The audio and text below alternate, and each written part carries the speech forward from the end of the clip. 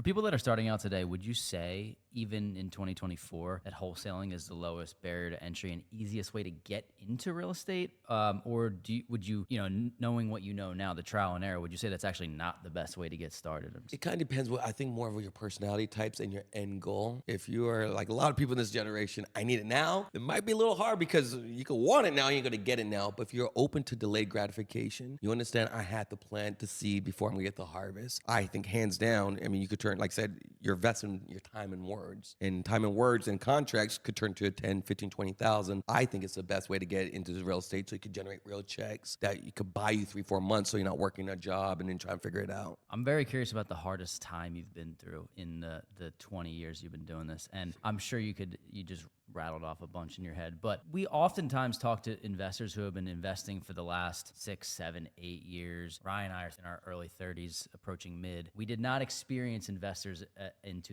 investing in 2008, and that's fortunate, right? Because I know it hurt a lot of people. I'm curious about your journey up, and we'll get to where you are now, but like, what is the hardest moment or the hardest time that you've had to go through throughout that 20-year span? There's definitely a plethora of them, all right? A lot of counseling, right? Now, a lot of soul searching. No, honestly, I looked at it, I would probably say right after the collapse, 09. 08, everybody like, what's gonna happen? But now 09, now the carnage is left over. I mean, the big dogs are going back to work. People committing suicide. People are really going through it out here and losing it, and no one knows when the bleeding was gonna stop. And so I'm depressed. I mean, because remember, as 07, I'm balling out. I'm going to Amsterdam. I'm spending all the money, right? Tell my sisters, oh, y'all shouldn't go to college. You guys could come and work for me. Now I'm like, hey, can I borrow a loan? Right? So I'm eating a lot of humble pie, and I'm thinking about to have to go back to work. I just remember feeling the desperation. I remember feeling the embarrassment, the shame of I told all these people I want to be this big time person, and I'm blowing all my money. And being half Jewish, I should have saved some of it, right? And I blew all of it. My grandfather's angry at me. I'm like, what am I doing? Oh, my yarmulke tilted. So at the end of the day, I started figuring out like, hey, I really started getting more into personal development. And that personal development got me out of that dark space and allowed me to get back to controlling things I had control over. Was that the reason that you didn't quit? Because you could have. Oh, I was Rocky on the ropes. I was quitting. I was calling for interviews.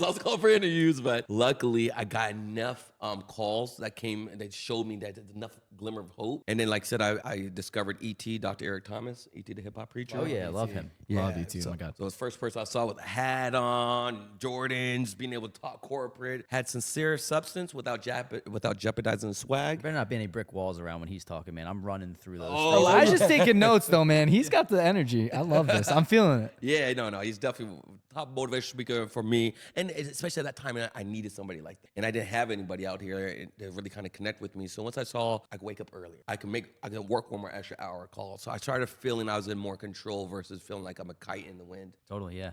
You got some? Yeah, when you want success as much as you want to breathe, then you'll be successful. Hey. Like, damn, man, I love ET, dude. I really like. Sometimes I'll be even just driving to Newark, or we have a big podcast coming up, and I listen to like a 15-minute clip just to get juiced up, like ready to go. It's a mindset thing. I have a question for you and this is me. We have a couple fun questions I want to throw in here because you've seen so much success, man, and you've traveled the world, you've seen everything.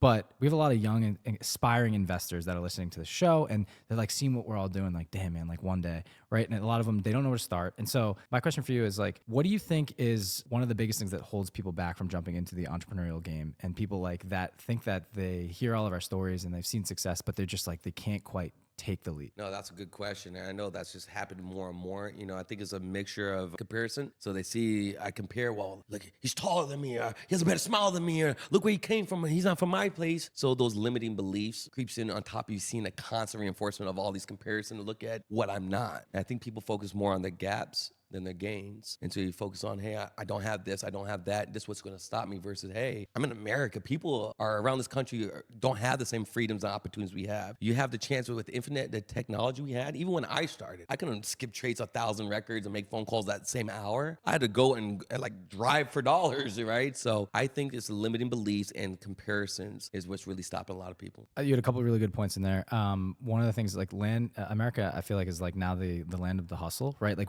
you can figure figured sure. out, especially with smartphones and things and the little computer in your pocket every day, you can make dough. If you're gritty enough, you can find dollars. And I think a lot of people struggle with, they feel like they're breathing out of a fire hose with all the information out there because they'll hear your story. They're like, dude, I got to be a wholesaler. Or they'll hear someone's on DSCR loans or Fernando's story and they're like, damn, like I got to go into the loan space. Here, Corinne Ryan's, I got to start a podcast. Like they don't know what to do. And like, oh shit, I want to do everything. And it's like, it's incremental steps. Like we were told in the beginning when we started this game, they're like, dude, if you want to be successful at this, just earmark 10 years out of your life. It's going to take you 10 years to get to the pinnacle, right? And some people are like, nah, I'm good. Like I'll just keep making 100K at my job and like be good. And like, obviously I say that, but a lot of people listening to our show are those 6-figure earners. And they're just like, dude, I don't know what to do with my money. I want to get in the game. I'm too scared. I'm starting a family. I can't get out. So it's just interesting. If you could maybe look back at young 18-year-old Elijah, knowing what you know now about the world, like what piece of advice would you give him to either get started or just like give the fire to keep going? Oh man, I would easily go back and tell young Elijah, sit down, son.